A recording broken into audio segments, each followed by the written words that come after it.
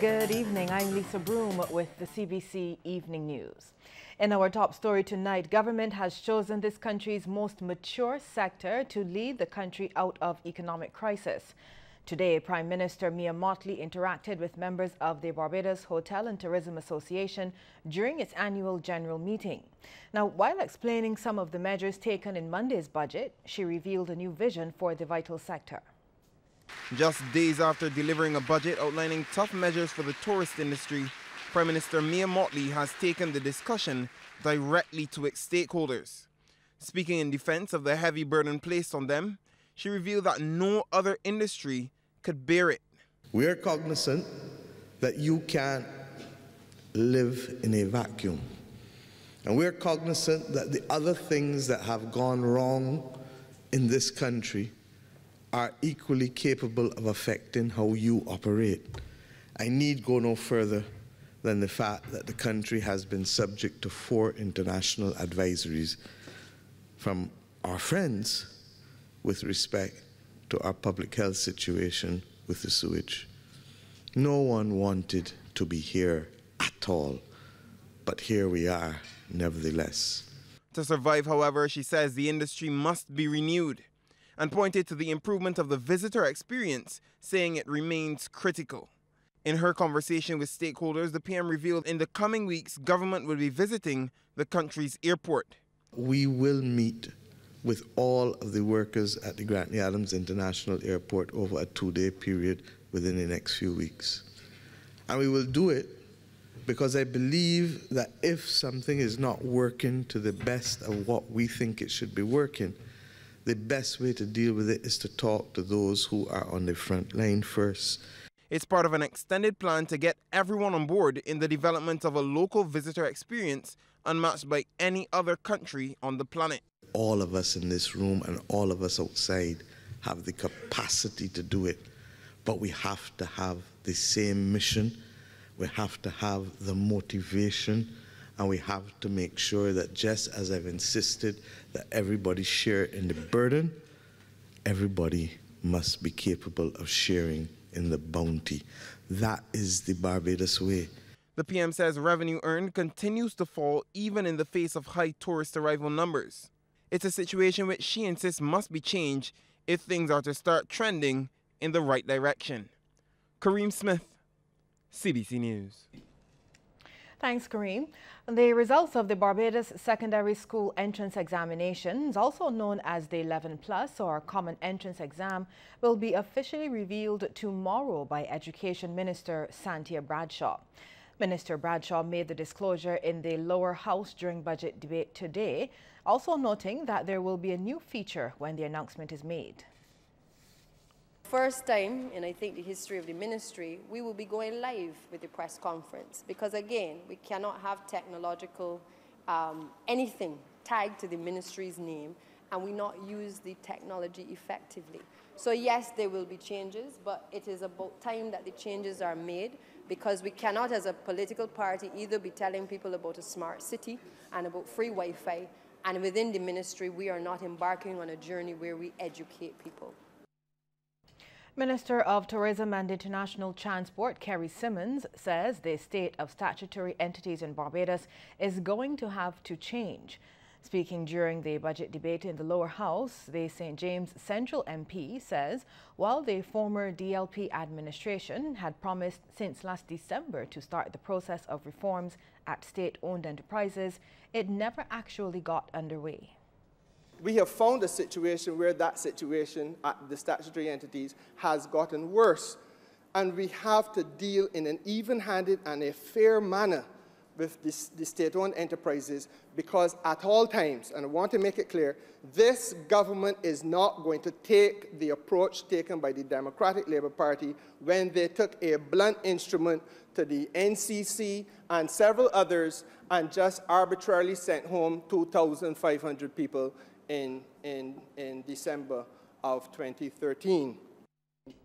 Minister of Small Business, Entrepreneurship and Commerce, Dwight Sutherland, is moving to ensure there's a tariff rate for renewable energy generating technology. He's already met with the Fair Trading Commission to work this out. Our second meeting is on Friday, 2 o'clock. and we will bring to Cabinet a paper outlining how we will set the tariff rate for renewable energy in this country so we can move forward, so that the players, those independent players who want to invest in the technology, and they're not going to invest in the technology unless there is a tariff rate, so they can see what are the benefits to them. And that's a fact. A government minister has described the mini-budget outlined by Prime Minister Mia Mottley as bittersweet. But St. James South MP Sandra Husbands says one of the positives is that the measures are applied in such a way that everyone in Barbados will help to bear the burden of economic recovery. The minister in the Ministry of Foreign Trade says an important aspect of the budget gives small business people especially the room to waive interest and penalties and make repayment arrangements suitable to them. This is important because if we are going to help them to be able to be the vessels that will carry the economic growth which we have to generate, we have to make sure that they are in good order in order to be able to help carry the growth and bring the growth that we need. And so relieving them of that has certainly been a good start and will help to position them to be able to work alongside of us to bring this economy out. St. Michael West Central MP Ian Gooding-Edgell is confident the removal of the National Social Responsibility Levy will create jobs. He complimented the Prime Minister's approach in putting together the budgetary measures within days of taking office. And going forward, he wants the new government to conduct an investment conference. Do it in Bridgetown, Barbados, or if you take it to the capital city of London. This country has a lot to offer. We need to go back to the capital markets or bring them here to send a very clear message. Look, this country is open for business. Bring local investors to the table. There's a lot that we can do. Bring the equity partners. Go abroad or bring them to Barbados. Let them see what we have to offer. Because we need investment in the country. And once we get investment in the country, we will sustain Barbados. Minister of Labour and Social Partnership Relations, Colin Jordan, doesn't agree with suggestions that leaders of the trade union movement have betrayed Barbadians with their agreement to a 5% wage increase for 1 year. The St. Peter Member of Parliament made the comment in his contribution to the budget debate. He believes it's contemptuous and unkind to attack the trade union leaders in such a way, given the economic challenges Barbados must now overcome. The leaders and the workers, because the workers are our constituents, the leaders and the workers in the trade union movement understand where Barbados is today. They understand that the way forward is not going to be easy initially. But like one of my colleagues said, there is light at the end of the tunnel. And I think that was a member for Christchurch East Central. There is light at the end of the tunnel, and we expect this to be a 30 to 36 month exercise. Well, Youth and Community Empowerment Minister Adrian Ford is looking forward to policies that will impact the youth. Signaling his support for the measures outlined in Monday's mini-budget, Mr. Ford pledged to use the resources of his office to tap into the talents of young people across Barbados. He fully supports the pledge that young entrepreneurs will be encouraged to bid for projects like pavilions and resource centres valued under $250,000. Well, that's one of the ways the Christchurch West Central MP says the blocks will be empowered, and he already has a project in its early stages that will help to make this a reality. We will provide the wherewithal, we will provide the finances to ensure that young entrepreneurs, community practitioners, whether the artisans, whether it is the persons who are involved at whatever level, to be given the opportunity to bid for contracts. And once the contract is under $250,000, we will make sure that they get a look at these contracts. So it will be, business will be done different in this country because we understand that we must open the umbrella to encompass every single Barbadian, and especially our young entrepreneurs.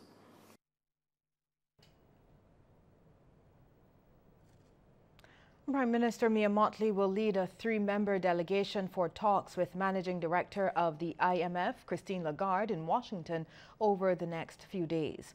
Those members of the delegation are Chief Economic Counselor to the Finance Minister, Economic Affairs and Investment, Ambassador Dr. Clyde Maskell, Director of Finance and Economic Affairs, Ian Carrington, and Central Bank Governor Cleviston Haynes. Minister of Housing, Lands and Rural Development, George Payne, will perform the functions of Prime Minister while Ms. Mottley is out of the island. We'll take a break here, but there's more news coming up. Stay with us.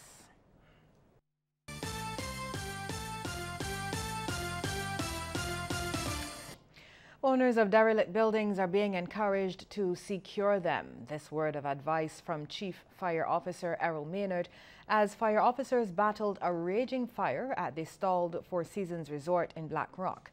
CBC's Sharika Griffith has more. It was just after 1:30 on an otherwise sunny day when beachgoers first noticed the flames coming from the incomplete buildings of the Four Seasons Resort and raised the alarm. 6 fire tenders and 18 fire officers under the command of Chief Fire Officer Errol Maynard responded to the call. So far, there are 5 roofs on fire. We have tried to stop it from spreading because mainly they're only the roofs here to burn. The other part of the building is under construction, and this is concrete and it cannot be burned. This is not the first time that fire officers have had to respond to a blaze at the unoccupied property, and at least one resident believes the fire could have been started by vagrants. This has prompted an appeal from the Chief Fire Officer. What we will encourage owners to do is to try to secure their unoccupied buildings, that we cannot have any undesirables occupying them and doing things that will cause fire such as this. With an increase in the number of grass fires at this time of year, leading fire officer at the Worthing Fire Station says the unseasonably high winds have also been an issue. One of the difficulties was challenges that we had as firefighters was the wind. Luckily for us, at this situation here now, the wind is blowing basically in the northwestern direction, and that gives us a little hope in terms of fire spread on the northeastern side of the compound. Wind direction was also believed to be the reason why there had been no reports of people being affected by the smoke. Sharika Griffith, CBC News. Sharika, thanks. Well, Canada has invested some $20 million in the development of technical and vocational education, or TVET, in Barbados and the region. And several successes have been recorded with the implementation of the CARICOM Education for Employment Program, or CEFI, and the Skills for Access to the Green Economy Program, SAGE, and those were introduced in late 2010. The CEFI was designed to increase the quality of skills-based education in 12 CARICOM countries, as well as increase harmonization of certification and support the use of Caribbean Vocational Qualifications, or CVQs. Canada and its partners recognized the gains during a function at the Courtyard Marriott Hotel. High Commissioner to Barbados, Marie Legault, says thousands have been trained through CEFI. Here in Barbados, we've concentrated, or Barbados decided to concentrate on renewable energy, as well as in agro-processing or agrotechnology. But in other countries, it was also in renewable energy, in agriculture, in automotive, in airline industry. So there's many areas that have been chosen. If Barbados were to be struck by a natural disaster, it could take a while for the true extent of damage in certain areas like the Scotland District to be known. That's according to the acting director of the Barbados Statistical Service, Aubrey Brown. He says this is due in large part to a shortage of damage assessment officers in those areas. We depend on volunteers. Normally we have the district emergency organizations who would fulfill this role, but unfortunately all are not active. Only a few are active. So we have to draw on other persons, and hence the reason why we are approaching members of the public service across the whole island to be part of this exercise. Mr. Brown was speaking to the media on the sidelines of a workshop to train government workers and district emergency officers about how to conduct the initial assessment following a disaster. The two-day workshop includes training in map reading and the role of DEOs in the damage assessment exercise, as well as a field simulation on the final day. Mr. Brown also says consideration will be given to minimizing the psychological impact of dealing with disasters. We were trying to get the Ministry of Health on board to provide some assistance in this regard and providing some psychological training for the damage assessment officers. So that has been mentioned, it's being planned, but we haven't put it into effect as yet. But it's something that we recognize needs to be done and need to be done fairly urgently. Well, still to come, a look at some of the stories making headlines across the region. Stay with us. Across the Caribbean, brought to you by CIBC First Caribbean. A day after the Bahamian Minister of National Security told citizens they had no reason to feel unsafe, the country recorded 6 murders in a week. 2 more men were murdered in a matter of hours, as we hear from our news network in Bahamas. Police will be on the streets of New Providence in full force in the coming days. This after police opened 2 more murder investigations overnight, following 2 separate shooting incidents less than 12 hours apart. Acting Commissioner of Police Emerick Seymour said the killings have prompted changes in their crime-fighting plan. We have, in fact, made some already, and of course, we don't want to televise what it is we want to do, okay? But be assured that we are paying attention and, of course, adjusting accordingly. And we're satisfied with the direction in which we're going. 3 of the 5 murders this past week, according to police, appear to be gang-related. The other 2, including the shooting death of a 65-year-old security officer at a junior high school this morning and a taxi driver as he arrived home over the weekend, the result of an armed robbery. As you move about your daily chores, as you move and drive home, whether it's a day or nighttime, to pay attention to your surroundings. Be aware and try to be alert as you move. If you see any suspicious vehicle that you're not comfortable with, drive to the nearest police station or drive to an area where there's a number of persons that could assist. And now, police are on the hunt for several suspects wanted for murder, attempted murder, and armed robbery. Franklin Dean Jr. of Yellow Elder Gardens. We need to see him for attempted murder. Perry Pickering of Dorset Alley. Last information we had on him, he may be somewhere in Bimini. So police are also looking for 28-year-old Alfred George, 43-year-old Cordell Smith, 18-year-old Edward Colebrook, 24-year-old Kirby Pierre, and 26-year-old Shelman McKinney. Meanwhile, Fernandez says authorities have also noticed a change in vehicle being used during these crimes. Small vehicles are being used, such as the Honda Fit, Honda Note. A number of those small vehicles are being used in the commission of these offenses. Some of them are stolen, we know, and it's easy to remove them. In Guyana, investigations continue after an inmate of the Camp Street prison passed away at the weekend after he was discovered in a semi-unconscious state in late May. The man was placed in a cell following a fight with another inmate on May 25th. The police were called in over the weekend after prisoner Sean Thorm, who was found in a semi-conscious condition in his cell at the Georgetown prison, died on Sunday at the Georgetown Hospital. Telephone on Monday, Acting Director of Prisons Kevin Pilgrim told Nightly News that Thorm had been placed in a cell with 3 other prisoners after he had reportedly stabbed another inmate on May 25, 2018. He said Thorm was discovered in a semi-conscious state in the cell on May 26, 2018. Pilgrim said that the police are questioning his cellmates and the prison officers who had discovered Thorm in that semi-conscious state. The prison would be assisting in that regard, in making the officers available who would have discovered him that morning. Right. And also with regards to the inmates who would have shared the cell with him on the discovery. So the matter is currently engaged by the police with regards to Sean Thorm.